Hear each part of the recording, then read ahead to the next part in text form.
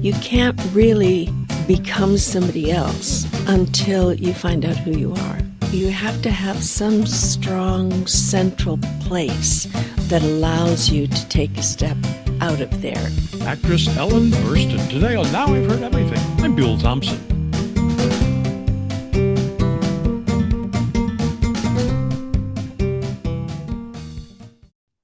Detroit-born Ellen Burstyn was the president of her drama club at her high school. Probably no surprise there, but she wasn't a very good student, and she ended up dropping out in her senior year. After high school, she became a model and a dancer. In fact, she even worked briefly as a dancer on the old Jackie Gleason show. And this was before she made her acting debut on Broadway, almost 70 years ago. In the years since then, Ellen Burstyn has racked up a whole house full of awards and honors, including acting's coveted Triple Crown, an Oscar, a Tony, and 2 Emmys. She's been in movies ranging from The Last Picture Show to The Exorcist to Requiem for a Dream. She's been in soap operas, on miniseries, and on Law & Order SVU. And in 2006, Ellen Burstyn wrote her autobiography, a book that she called Lessons in Becoming Myself. And that's when I had a few minutes with this extraordinary performer. In just a moment, our conversation. Longtime national radio personality Bill Thompson has an incredible library of interviews. Here's one from his collection of over 10,000. Enjoy.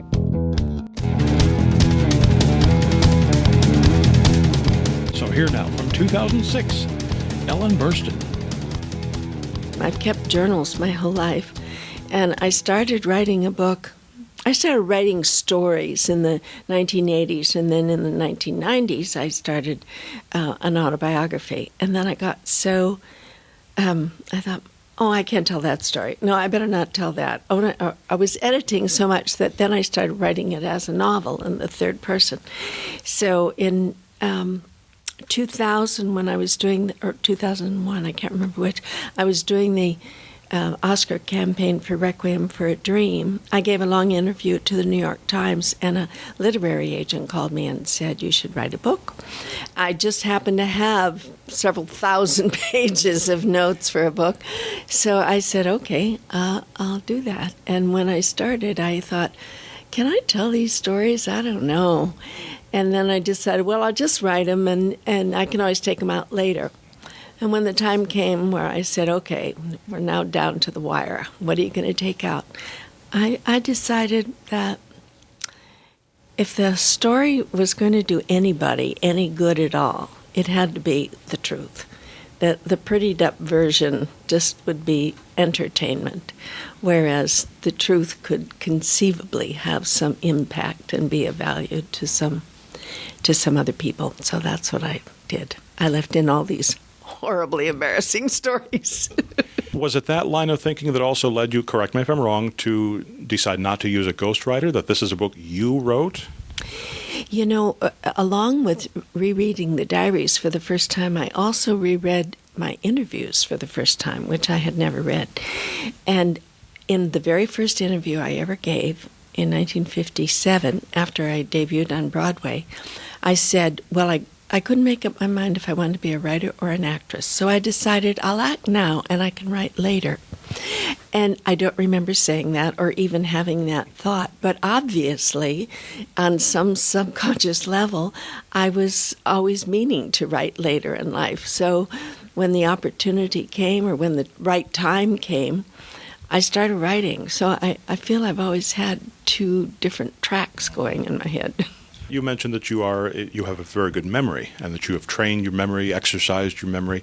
Maybe at some subconscious level you've been going through your life, your career, thinking, all right, this I'm filing away in file 41A, and it'll be in chapter 15 of my book someday.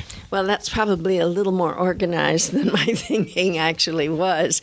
But I think many of the stories that I told in the book, I have I've written them, I've rewritten them, like the story of walking in the snow when I was 14, I've got about maybe 15 versions of that I wrote over the years.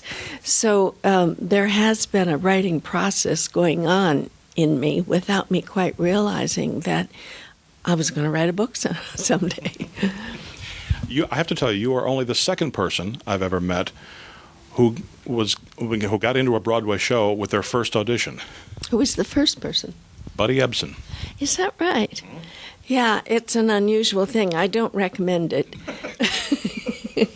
It's not the way to start a career. It was very encouraging, certainly, but it is necessary to have some technique. You can't just go out there on Broadway with your native talent hanging out. It won't support you.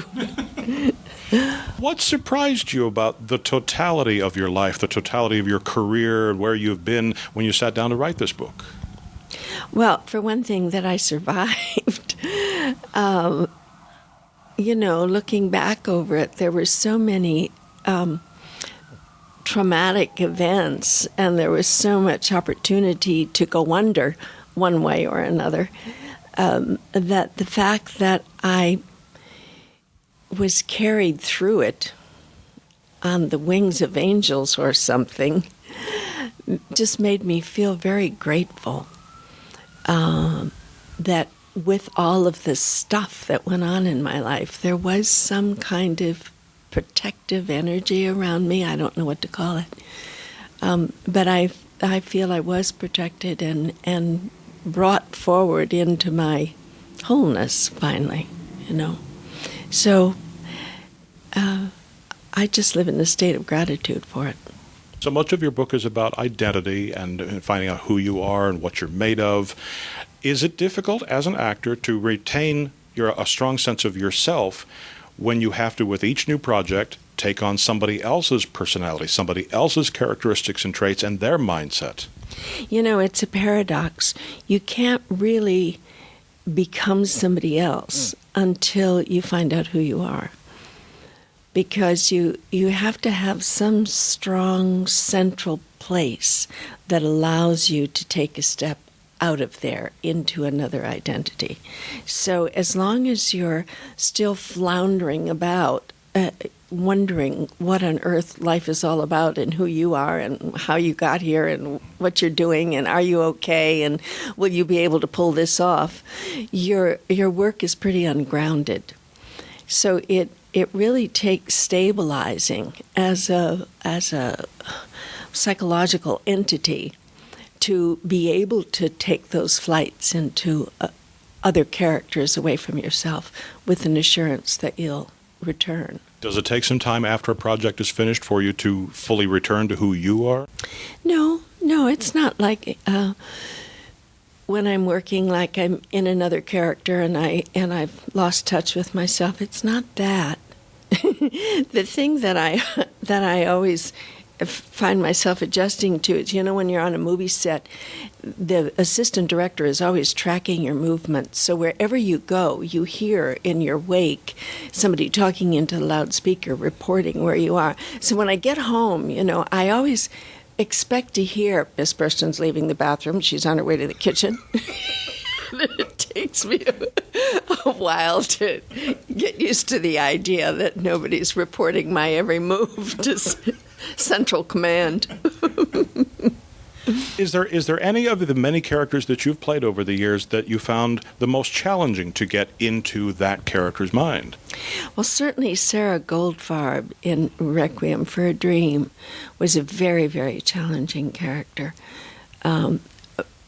Not only her mind, but also her personality, which was very different from mine. I had the help of having Darren Aronofsky's mother on the set every day, and her personality is more like Sarah. So I was able to talk to her and kind of pick up her way of being, of expressing herself. I think we all, as human beings, have every possibility within us, from Jesus Christ to Adolf Hitler. The whole range of humanity is in each one of us. We're like a hologram of the whole entire picture. And it's really just a question of being willing to go there.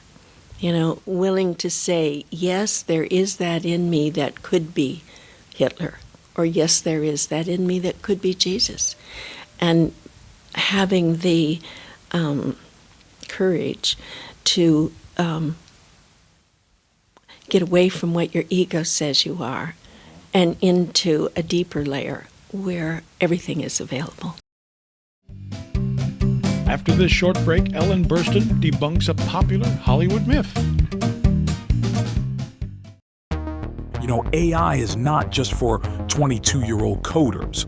A lot of us older adults are drawing on our life experience to find unique and creative ways to use AI, at home or at work. Got an AI success story you'd like to share? Tap the link below to visit our YouTube channel, AI After 40, and let's keep learning together.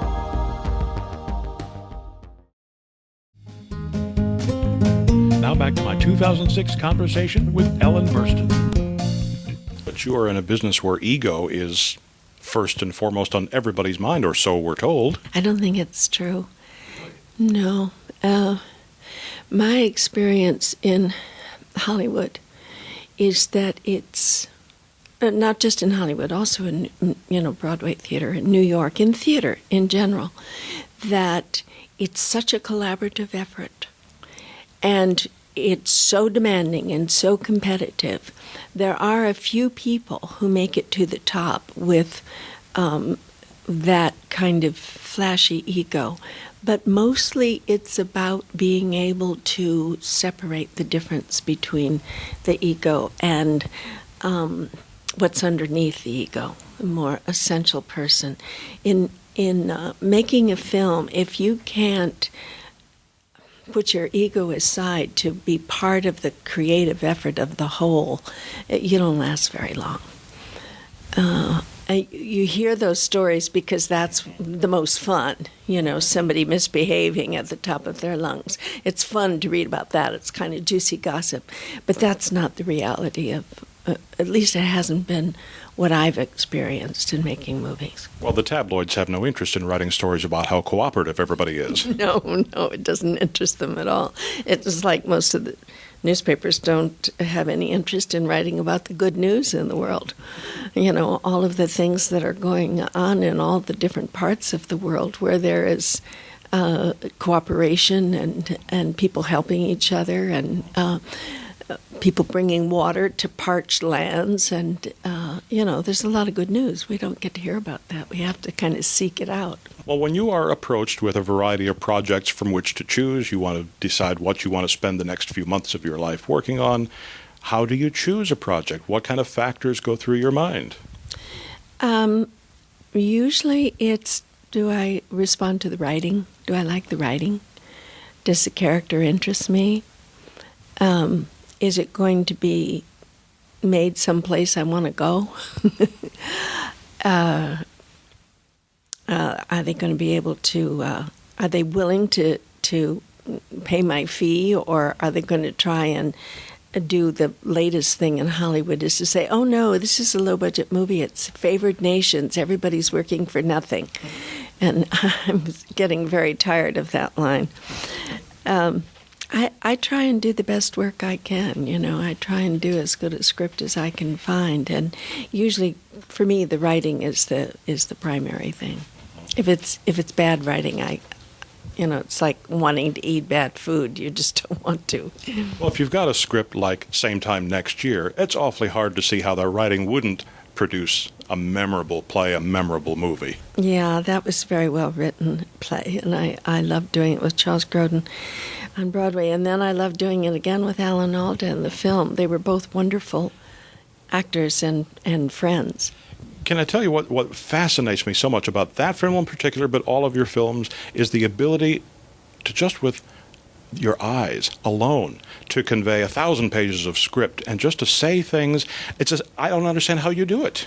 It's an internal process. I mean, that's part of what I learned how to do from Lee Strasberg in the Actors Studio, is to be alive in the character and to, I'm not like reading the lines and making a face to go with the lines. I'm going through the experience of the character, and it's just showing, and you're recognizing it. But it's not something that I'm specifically trying to do with my face or my eyes or my line reading. It's the difference between the old-fashioned kind of acting, which was to imitate an emotion, and the kind of acting that developed in America in the 1930s, coming from the Moscow Art Theater in Russia, of really having your own vitality and real emotion infuse the character. Do you at this point have any regrets about your life? Oh, I can't start with that. I try and live without regrets. I don't think they're helpful. I look at it all as lessons. It really is. And I've had some hard lessons, and I've had some great joys in my life, so I don't have any regrets. I'm teaching now. I work at the Actors Studio. I share the presidency with Al Pacino and Harvey Keitel, and we have a new master's degree program at Pace University. We were at another school for 10 years, but we've just moved to Pace, and that's a very exciting program, and I'm very involved in that. So that's what I care about now. Ellen Burstyn is 92 now. She is co-president of the Actors Studio. Now you can get your copy of Lessons in Becoming Myself by Ellen Burstyn by tapping the link in our show notes, by clicking the link in the description below if you're watching this on YouTube, or by going to our website, heardeverything.com. We may earn an Amazon commission if you make a purchase. Heardeverything.com is where you can also find my interviews with two of Ellen Burstyn's co-stars. My 2005 conversation with Alan Alda. It gave me basically what I wanted out of life, which was to do interesting material. I mean, in my professional life, to do interesting material with first-class people in front of an audience that gets it. And my 1989 conversation with Charles Grodin. This is to tell a story of a climb, of success, failure, climbing back up, getting to a point where you can make your own movies, and then having rejection bigger than you ever imagined. And of course, we post new episodes of Now I've Heard Everything every Monday, Wednesday, and Friday, and you can find us everywhere you find podcasts. And thank you so much for listening. Next time on Now I've Heard Everything, as we continue to mourn the loss last week of Hulk Hogan, we'll revisit my 2002 interview with the iconic Hulk. They said I was a problem child and I got in fights, and I was sent to a reform school where the truth was I was a big fat kid, never got in a fight, and the only kind of thing I was sent to was a Christian ranch. That's next time on Now I've Heard Everything. I'm Buell Thompson.